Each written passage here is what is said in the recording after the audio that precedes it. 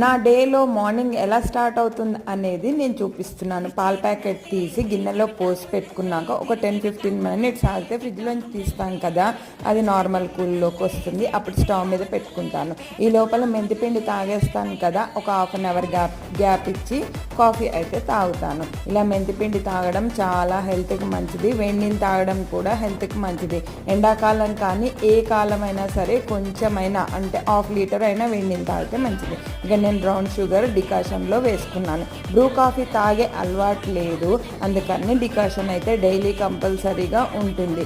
Daily కూడా వేయను, ఇవాళ వేస్తే రేపు కూడా కంటిన్యూ అవుతుంది. రేపు అంతా అయిన తర్వాత ఎల్లుండి మళ్ళీ వేస్తాను. మజ్జిగ దేనికి కోసం చేసుకుంటున్నాను అని అంటే డైలీ మార్నింగ్ మెంతిపిండి కాఫీ తర్వాత 1 అవర్ గ్యాప్ ఇచ్చి గజ్జకాయ పొడి అయితే వేసుకుంటున్నాను.